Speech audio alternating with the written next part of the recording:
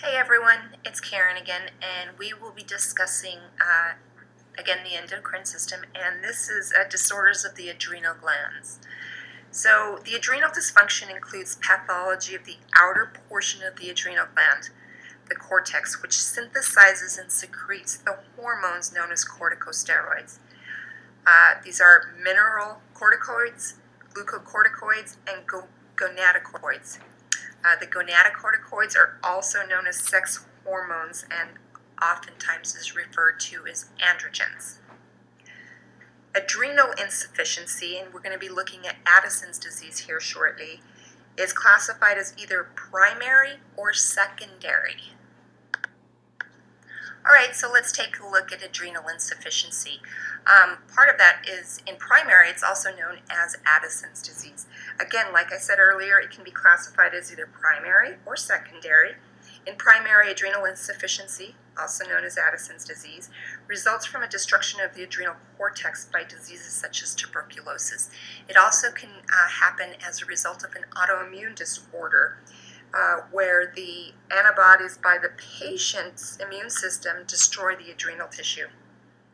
In secondary adrenal insufficiency, this is a result of surgical removal of the adrenal glands, also known as a bilateral adrenalectomy. It can happen from hemorrhagic infarction to those glands, hypopituitarism, or this is pretty common, suppression of adrenal function by the administration of corticosteroids. So assessment findings, signs and symptoms, you'll see decrease or absence adrenocortical hormones, also ACTH, that lead to these symptoms of adrenal insufficiency. This insufficiency causes deficient adrenal secretions, glucocorticoids, sex hormones, and mineralocorticoids. So a good way to think of this is sugar, sex, and salt. Cortisol is responsible for the sugar, the glucose. Aldosterone is responsible for regulating sodium, water, and potassium. And the mineralocorticoids are responsible for the sex hormones.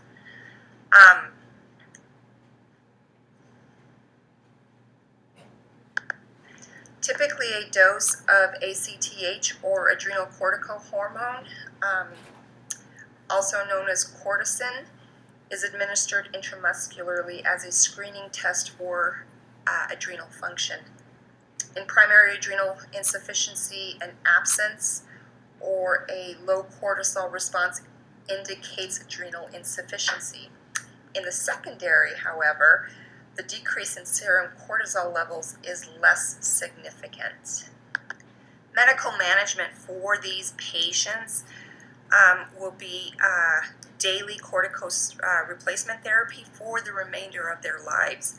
And as listed on the page here, it's Florinef or fluorocortisone. So that is very important. Patients with this, I can't emphasize enough that patients with adrenal insufficiency should avoid stress. It is very important for this. So that will be kind of like one of your nursing managements for these patients. So let's take a look at Addison's disease signs and symptoms of adrenal insufficiency. We're going to see increased urinary excretion of sodium and retention of potassium, followed by dehydration and reduced blood plasma volume. These patients are going to be weak, they'll have fatigue, they'll have some dizziness, some hypotension, maybe some postural hypotension, and some hypothermia too. Tendency for vascular collapse of poor myocardial tone, a decreased cardiac output, weak and an irregular pulse. Patient may have weight loss, they may be anemic, anorexic, or struggle with some gastrointestinal disturbances. Patients may be nervous and they may have some periods of depression. These patients will most likely be hypoglycemic from a deficiency of the hormones that facilitate the conversion of protein into glucose. Episodes of hypoglycemia may occur 5 to 6 hours after eating. The period before breakfast is especially most dangerous. And importantly, if you can take a look at JFK here on the left-hand side, abnormally dark pigmentation, especially of exposed areas of the skin and mucous membranes, and decreased hair growth. So they have this beautiful tan, but they don't go out in the sun that often. So that is one thing. We want to take a look at adrenal crisis, and we see that they struggle with profound fatigue, dehydration, vascular collapse, and renal shutdown. We'll have low serum sodium levels and high potassium. A lot of those I had just mentioned, but that's in the adrenal crisis. Again, patients with Addison's disease should avoid stress-producing situations. They need to seek their medical provider for dosage adjustment whenever they're having a stress incident. The body has a very limited ability to handle any type of stress. This can be from a motor vehicle accident. It can be from the crazy boss at work. It can be as a student going through nursing school. Stress in the patient with adrenal insufficiency is not a good thing for these patients. So again, they need to see their provider for dose readjustment.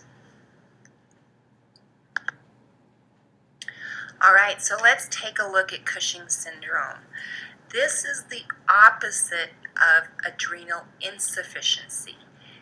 Cushing's syndrome is the excess secretion of adrenocortical hormones, ACTH, from the pituitary, causing excess glucocorticosteroids, sex hormones, and mineralocorticoids. Again, think sugar, sex, and salt. However, this is going to be an excess on the Cushing syndrome, whereas Addison's decrease. Again, Cushing syndrome is excess sugar, sex, and salt. With this excess in ACTH results from an overproduction of ACTH by the pituitary gland with resultant hyperplasia of the adrenal cortex and excessive production and secretion of those glucocorticoids, mineralocorticoids, and gonadotropins. Another result of this is benign or malignant tumors of the pituitary gland or the adrenal cortex. And the third cause of this is prolonged administration of high doses of corticosteroids. Again, prolonged administration of high doses of corticosteroids. These patients who take these corticosteroids are advised to remain compliant and avoid discontinuing their administration abruptly to avoid an adrenal crisis or Addisonian. The results of Cushing syndrome affects the inflammatory process. It causes some hyperglycemia, can cause hypokalemia, can cause weight gain, increased blood pressure, demineralized bones, and can cause some significant weakness for your patient. All right, let's take a look at Cushing syndrome and their signs and symptoms. So clinical manifestations of this, patients are going to have emotional disturbances. They'll have maybe a moon face, so those fatty deposits in the lower part of their face giving that moon face. Osteoporosis, they can struggle with cardiac hypertrophy related to hypertension issues. Those fatty deposits kind of settle between the shoulder blades there, so they can get a buffalo hump. They'll struggle with obesity, but this obesity is going to be around the trunk of the body. And then they'll have these very thin extremities. So they can have an adrenal tumor or maybe some hyperplasia in the adrenal gland. Skin is thin and very wrinkled. It's also easy to tear, so very high risk for infection with these patients. They can get some abdominal striae. They can also get this abdominal striae under the armpits area. They can struggle with muscle weakness, and they can have purpura.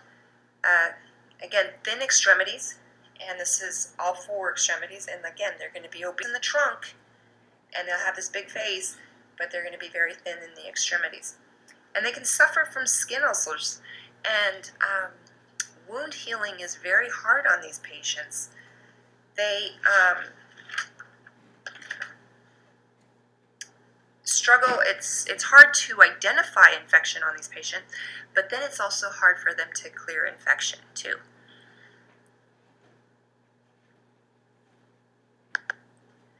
Diagnostic findings for these patients is typically based on the physical changes that were previously mentioned.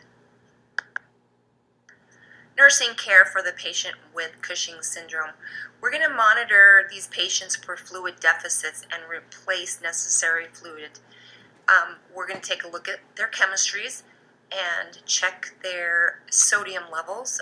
These patients are at risk for being hypernatremic. We're also going to take a look at their potassium because they can be hypokalemic. And we're also going to monitor those blood glucose because those glucose levels can be increased. We're going to take some abdominal radiographs, CT, or maybe an MRI, which can show adrenal enlargement. And I guess an IV pyelogram may show changes in the renal shadow caused by the abnormality of the large adrenal gland. So that's good to know. We're going to monitor these patients for skin. Again, they have that thin skin, so they're at very high risk for infection. Fatigue for these patients is related to that muscle wasting, so we're going to maintain a safe environment for these patients. We don't want them doing high-risk activities or going out and playing football, or not that they would have the energy to do it, but we just want to be very careful with these patients. If they're a fall risk, we need to put everything up to prevent these patients from hurting themselves. Again, risk for infection. With that skin being so thin, they are very much at risk.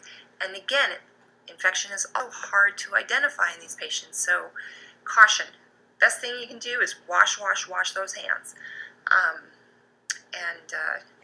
Just protect your patient at all times. These patients are going to struggle with disturbed body images. These are patients that were maybe had a normal weight size or maybe were thin, and then all of a sudden they put on this huge weight. And it's very hard for them. So the psychosocial for them is very important, and it's just we need to understand and be there for them and find the resources to help them out. Maybe a support group or anything like that. So again, these are some nursing care for patients with Cushing's syndrome.